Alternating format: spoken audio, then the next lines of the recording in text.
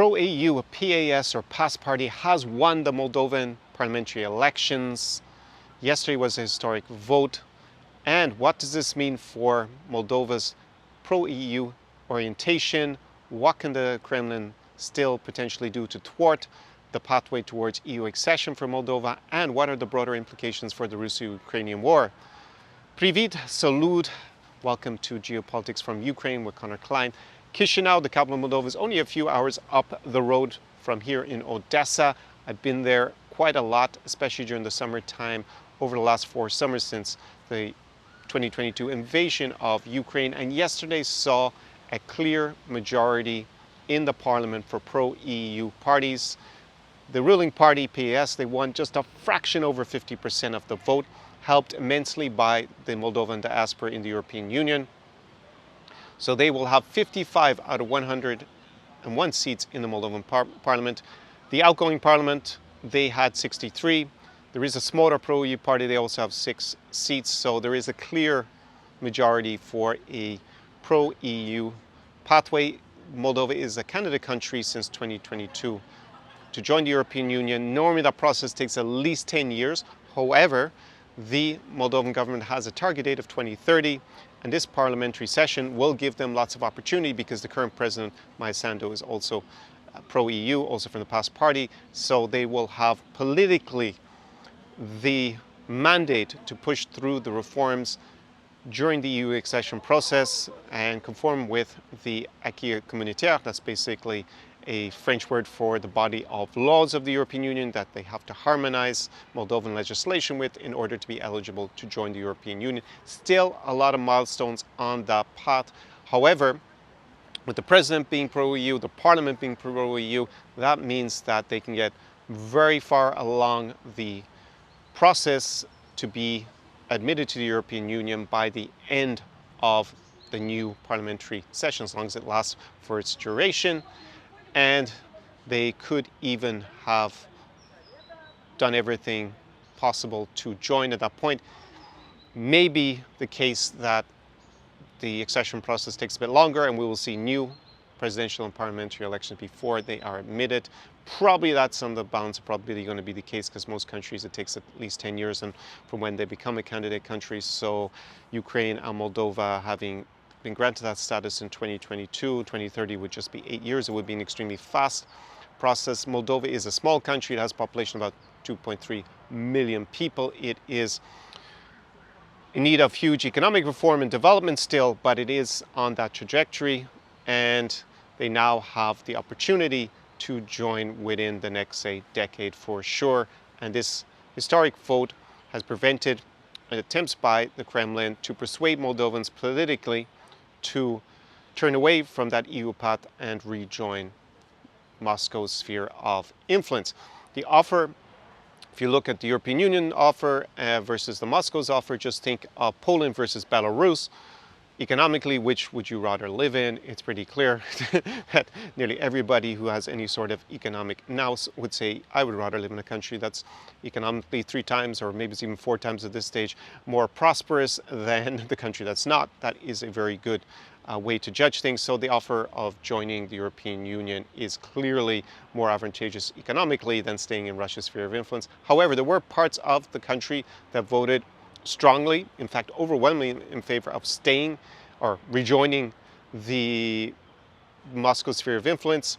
That would be areas of the country in the south that are very heavily populated by ethnic Gagauz, that's a Turkic ethnicity, and Bulgarian. Those small parts of the south, they did vote like 80% for the pro-Kremlin opposition. Transnistria also voted slightly in favor of, well, definitely in favor of the pro-Kremlin parties, but not as much as actually those parts of the south. However, the rest of the country more or less voted for PAS in large numbers or in small minorities, and so did the diaspora, so we have a clear majority. What can the Kremlin still do to try and stop Moldova joining the European Union? Well, they will have another shot at it, I guess, in 4 or 5 years. However, as Moldova continues to prosper economically and reform itself, I mean, Chisinau itself has been pretty much transformed the last 4 or 5 years. It's been beautified. as the country continues to go towards the European Union and the quality of life overall improves and the economic development, it will get harder and harder. Plus, about maybe half of Moldovans already have an EU passport.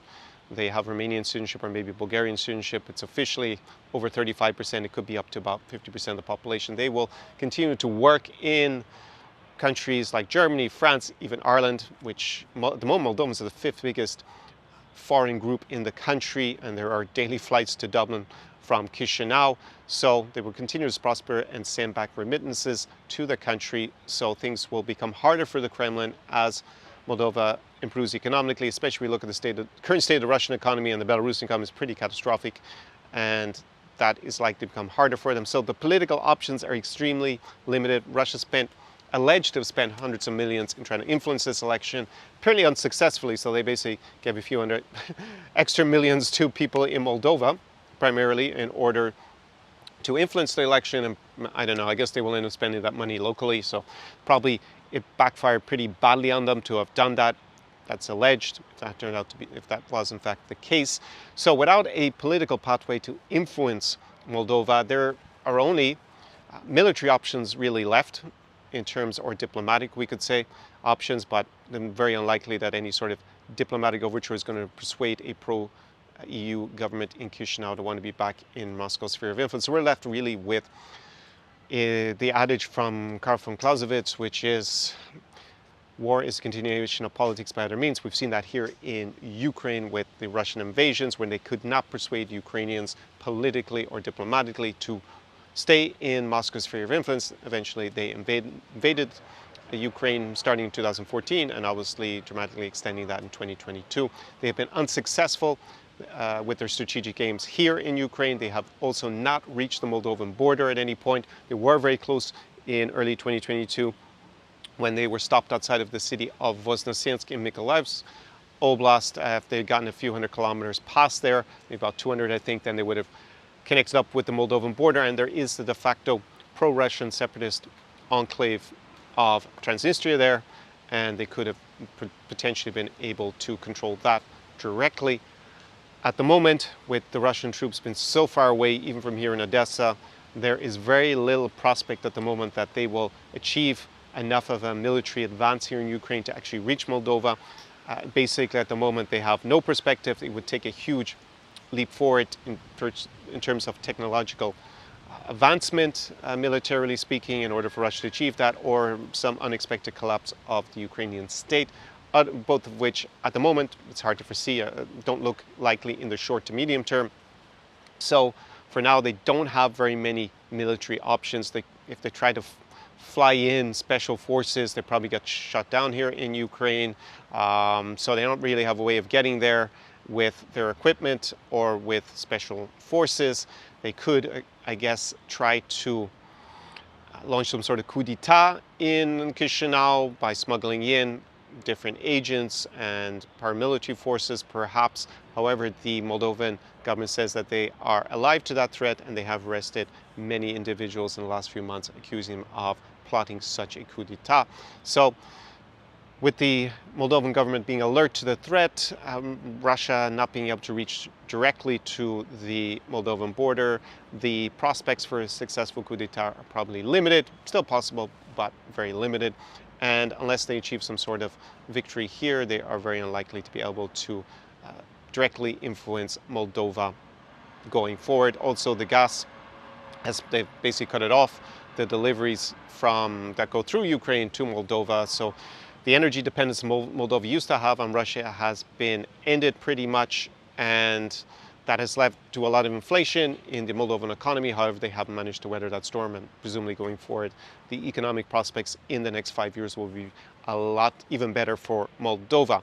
So what are the broader implications for the Russo-Ukrainian war? Well, if a pro-Russian government had come to power in Chisinau this past weekend, then would have created a huge security situation for the city of Odessa. You could have had a pro-Kremlin government on the border here, basically, with Odessa Oblast, and that would have led to some tough decisions by the Ukrainian government. Probably would have had to reallocate forces, potentially to this side of Ukraine. My understanding still would have been the president.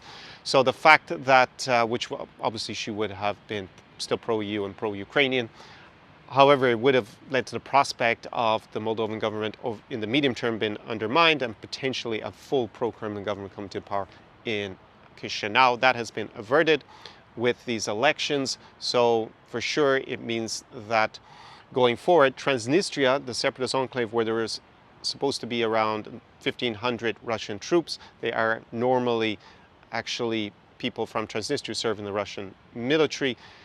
There is now a big question about what their future is going to be because they don't have any sort of political prospects to come back into the Kremlin sphere of influence, and the military options look very, very limited in the medium term. So they will have to make a decision about their own direction. Are they now going to reconcile with the central authorities in Chisinau and in fact maybe end their de facto separation from Moldova, or come to some other compromise with Ukraine and Moldova where they will be no longer a potential threat going forward? The economic situation in Transnistria is absolutely dire. Its GDP per capita is like less than 1/3 of Moldova's overall.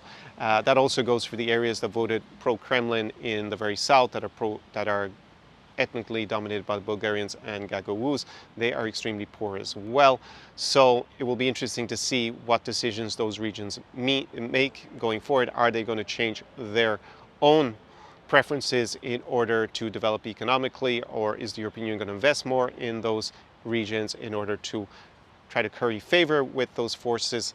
But the prospects for some sort of reconciliation now between Transnistria and the central government in Moldova are a lot stronger than any time previously over, let's say, the last decade, because they don't really have any prospects. If they try to remain separate from the Moldovan government and pro-Kremlin, they would just be mired in poverty, and their economic output has also dropped in the last 5 months in Transnistria, so they really need some sort of economic off-ramp in terms of finding a better way than hanging out in isolation on the periphery of the European Union. So that is a summary of what these elections mean.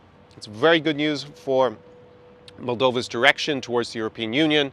It is also very good news for Ukraine and for Odessa in particular, that they don't have a new security situation on this border. And it is terrible news for those sitting in the Kremlin who plotted to win back Moldova politically and probably militarily as well. They don't look like they're going to be able to achieve that. And that part of the former Moscow empire looks like making a definitive beeline for joining the European Union and being the other side of this new Iron Curtain, so to speak, just like the 3 Baltic states, Latvia, Lithuania, Estonia, did in the early 90s.